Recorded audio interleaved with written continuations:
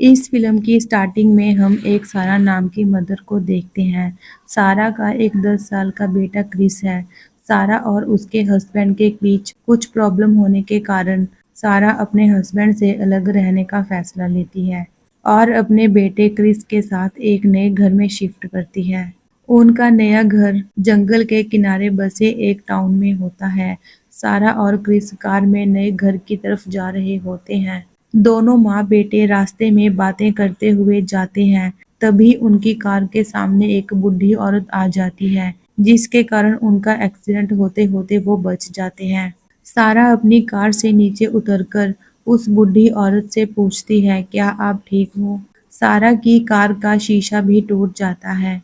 जब सारा देखती है कि औरत मुंह में कुछ बड़बड़ा रही होती है, वो औरत कह रही थी कि कोई भी नहीं बचेगा, सब के सब मारे जाएंगे। वो औरत बार-बार यही बात बोल रही थी। बूढ़ी औरत की नज़र क्रिस पर थी। क्रिस कार में बैठा था, लेकिन वो क्रिस को ही देख रही थी। सारा अपनी कार का टूटा हुआ शीशा उठाकर कार में बैठकर वहां से चली जाती है। इस हादसे में सारा थोड़ी डर जाती है और अपनी कार में बैठकर नए घर में आ जाती है। नए घर में शिफ्ट करने के कारण सारा घर की दीवारों की कुछ मुरम्मत कर रही होती है और क्रिस खाना खाते हुए अपने खिलौने से खेल रहा होता है।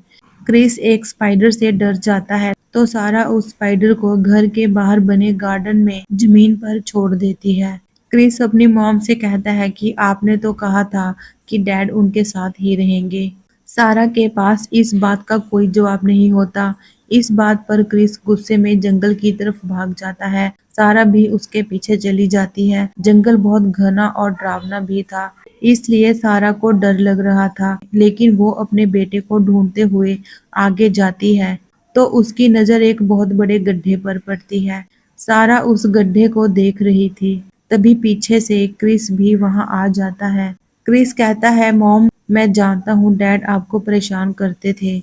ये बात सुनकर सारा क्रिस को गले लगा लेती है और वो दोनों घर आ जाते। जंगल में बना गड्ढा काफी डरावना और बहुत बड़ा होता है। रात में सारा अपनी मेडिसिन लेकर क्रिस के रूम में जाकर उसके पास बैठ जाती है। क्रिस सो रहा था, लेकिन सारा को क्रिस की बहुत फिक्र हो रही थी, क्योंकि वो हमेशा अपने डैड के बारे में पूछता रहता है। क्रिस के स्कूल से छुट्टी होने पर सारा उसे लेने जाती है। इस नए टाउन में क्रिस का कोई दोस्त नहीं होता, इसलिए सारा कहती है कि तुम्हें नए दोस्त बनाने चाहिए। वो बताती है कि बचपन में जब वो बच्ची थी, तो उसकी फैमिली को भी कई बार घर बदलना पड़ा, लेकिन सारा ने काफी दोस्त बनाए थे। एक दिन सारा के कुछ दोस्त उससे मिलने के लिए नए घर में आते हैं। डिनर के टाइम बातें हो रही होती हैं। तभी एक दोस्त कहती है, ऐसा बताया जाता है कि यहाँ बहुत टाइम पहले नोरीन नाम की एक औरत ने अपने बेटे जेम्स को मार डाला था। कहा जाता है कि जेम्स स्कूल टाइम में काफी अच्छा स्टूडेंट था और काफी फ्रेंडली भी था।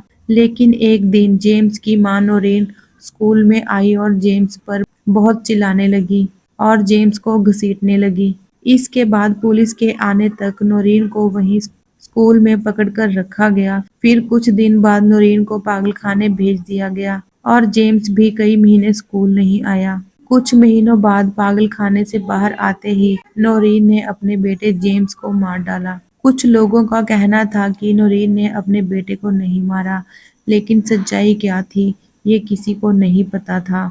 एक रात क्रिस अपने बेड पर नहीं होता। सारे घर में ढूंढने पर भी क्रिस कहीं भी नहीं मिलता। तो सारा की नज़र एक डोर पर पड़ती है जो खुला हुआ था। सारा को लगा शायद क्रिस बाहर होगा, लेकिन वो घर के बाहर भी नहीं था। फिर वो क्रिस को ढूंढते हुए जंगल में चली जाती है। तभी उसे एक पेड़ के नीचे कोई दिखाई देता है, जो छिप जाता है। ये देखकर सारा बहुत डर जाती है और जल्दी-जल्दी घर आकर पुलिस को फोन लगाती ही है। लेकिन जब वो पीछे मुड़कर देखती है तो क्रिस वहां पहले से ही था। सारा पूछती है कि तुम कहाँ चले गए थे? क्रिस बताता है कि वो यहीं पर था। सारा कहती है, नहीं, तुम घर में नहीं थे। सारा को क्रिस कुछ अजीब लगता है। अगले दिन सारा चेकअप के लिए डॉक्टर के पास जाती है। सारा डिप्रेशन की मरीज थी, क्योंकि उसका पति उसे बहुत मारा करता था। खाने के टाइम सारा क्रिस को आवाज लगाती है, सारा को लगा हमेशा की तरह क्रिस ऊपर अपने रूम में होगा, पर जब वो किचन में जाती है तो क्रिस वहां पहले से ही डिनर टेबल पर होता है। इस बात पर सारा को कुछ अजीब सा लग। एक दिन सुबह के टाइम सारा जब सोकर उठती है तो क्रिस को वहां देखकर डर जाती है। क्रिस वहां पहले से ही बैठा था और उसके हाथ में कुछ फूल थे। क्रिस का कहना था कि ये फूल उसे गार्डन में मिले। एक दिन सारा क्रिस को स्कूल से लेने के लिए जाती है तो क्रिस अपने दोस्तों के साथ बातें कर रहा होता है और बहुत खुश होता है। क्रिस को इतना खुश देखकर सारा को भी खुशी होती है कि धीरे धीरे क्रिस के नए दोस्त बन रहे हैं। सारा और क्रिस जब घर जा रहे होते हैं तो उनकी कार के सामने वही बुढ़ी औरत आ जाती है। ये वही बुढ़ी औरत थी जो इस टाउन में आते हुए सारा की कार के सामने आ गई थी। सारा उसके पास जाती है तो वो औरत कहती है ये तुम्हारा बेटा नहीं है। तभी उस औरत का पति ब्रैडी भी वहीं आ जाता है और सारा उससे बात करने लगती है। सारा जब अपनी कार में बैठती है तो वो औरत बाहर से क्रिस को देख रही होती है और फिर से कहने लगती है कि ये तुम्हारा बेटा नहीं है। ऐसा कहते हुए सारा अपना सिर कार की विंडो में मारने लगती है। सारा बहुत डर जाती है और वहां से चली जाती है। घर आने पर भी सारा इसी बात के बारे में सोच रही थी और उसे शक होने लगता है। क्रिस में आए बदलाव को देखते हुए सारा को लगता है कि कहीं उस औरत की बात सच तो नहीं। नहाने के बाद सारा की नजर टॉवल पर पड़ती है। उस पे ब्लड था। जब वो अपने हाथ से सिर में चेक करती है तो उसके हाथ पर ब्लड था। सारा अपनी फ्रेंड से कहती है कि उसे ऐसा लगता है जैसे क्रिस की बॉडी में शैतानी आत्मा है। सारा उस औरत के फिनरल में उसके घर जाती है। सारा देखती है कि उस औरत के घर में हर शीशा और कांच की चीज को काले रंग के कपड़े से ढका हुआ था।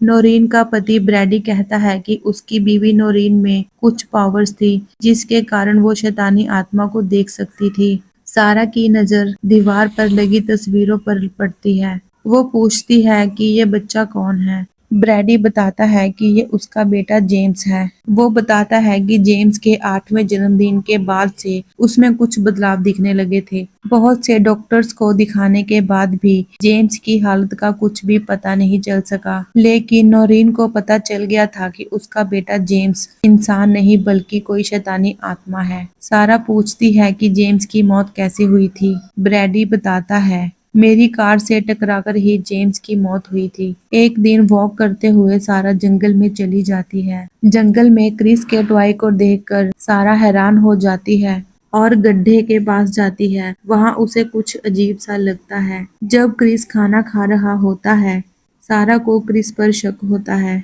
क्योंकि जो डिश वो पसंद नहीं करता था आज उस डिश को वो इतने मजे से खा रहा है। क्रिस के खिलौने के बारे में बात करते हुए सारा पूछती है कि क्या तुम जंगल में गए थे क्योंकि तुम्हारा खिलौना उसे जंगल में मिला। इस बात से चिढ़कर क्रिस टेबल को धक्का मार देता है। ये देखकर सारा को यकीन नहीं होता कि ये क्रिस है, इसलिए वो क्रिस पर नजर रखना शुरू कर देती है और रात में क्रिस के रूम में डोर के नीचे से देखती है। रूम में एक स्पाइडर होता है लेकिन एक हाथ बहुत तेजी से स्पाइडर की तरफ जाता है। इसके बाद क्रिस बेड के नीचे से निकलता है। उसके मुंह में स्पाइडर थी और वो स्पाइडर को खा रहा था। तभी क्रिस आवाज लगाता है कि मॉम क्या आप रूम के बाहर हो। सारा डर कर अपने रूम में आ जाती है। अगले दिन चेकअप के लिए सारा क्रिस को डॉक्टर के पास लाती है। क्रिस जब टीवी देख रहा होता है तब सारा क्रिस के रूम में एक कैमरा छिपा देती है ताकि ये पता चल सके कि क्या सच में क्रिस की बॉडी में कोई शैतानी आत्मा है या नहीं। कपड़े तार पर डालते हुए सारा की नजर विंडो पर पड़ती है। विंडो से क्रिस सारा को देख रहा होता है। खाना खाते समय क्रिस सारा के माथे के निशान पर हाथ लगाता है और उसे अपने हाथों से नोच देता है, पर आंख खुलने पर सारा को पता चलता है कि ये डरावना सपना था। सारा देखती है कि क्रिस अपने बाल बनाते हुए गाना गा रहा था। स्कूल में बच्चों के फंक्शन के दौरान क्रिस जंगल और पेड़ की बात करता है। सब बच्चों में अकेले क्रिस का बिहेवियर उसे अजीब लगता है। सारा अपनी फ्रेंड से कहती है कि ये मेरा बेटा नहीं है। तभी क्रिस भी वहां आ जाता है, लेकिन सारा अकेले ही घर आ जाती है। घर आने पर सारा कैमरा चेक करती है, लेकिन कैमरे में कुछ ऐसा था जिसे दिखाने के लिए वो ब्रैडी के पास जाती है और कहती है कि जेम्स की तरह क्रिस में भी कोई आत्मा है। कैमरे की रिकॉर्डिंग देखते हुए ब्रैडी भी डर जाता है और कैमरा फेंक देता है। घर आने पर सारा कैमरे को ठीक कर रही होती है कि तभी क्रिस वहां आकर देखता है कि मॉम, आप मुझे स्कूल में छोड़कर वहां से भाग क्यों आई? सारा क्रिस के साथ एक गेम खेलती है, लेकिन जो लड़का सारा के सामने था उसको गेम के बारे में कुछ नहीं पता था। सारा समझ जाती है कि वो उसका बेटा नहीं है। सारा कहती है कि तुम मेरे बेटे नहीं हो, कोई और हो। तभी वो लड़का जो क्रिस की बॉडी में था, वो सारा को मारने लगता है। क्रिस की बॉडी में जो आत्मा थी, वो सारा को किचन में इधर-उधर फेंकता है। इसके बाद सारा की आंख एक जंगल में खुलती है, जहां उसके चेहरे पर काफी चोट के निशान थे।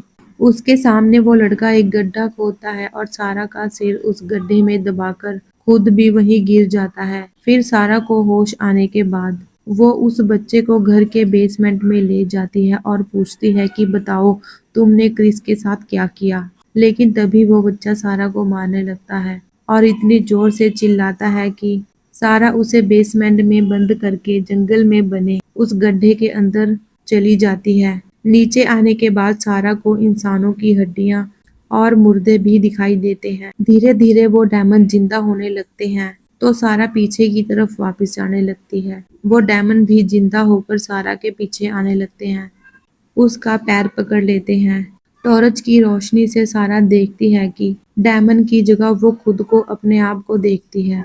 ये डायमंड्स किसी का भी रूप ले सकते थे, लेकिन सारा हिम्मत से उन शैतानों से खुद को बचाते हुए गड्ढे से बाहर आती है, तो उसकी गोद में उसका बेटा क्रिस भी था। घर आने पर जिस बच्चे को सारा ने लॉक किया था, वहां से किसी आत्मा की डरावनी आवाज आ रही होती है। सारा जल्दी से उस घर को आग लगाकर वहां से किसी नए टाउन में चली जाती है। क्रिस भी उसके साथ होता है। ये जगह बहुत सुंदर होती है। यहाँ सारा भी यूनिवर्सिटी ज्वाइन कर लेती है। एक दिन क्रिस जब साइकिल चला रहा होता है, तब सारा उसकी कुछ फोटोज खींचती है।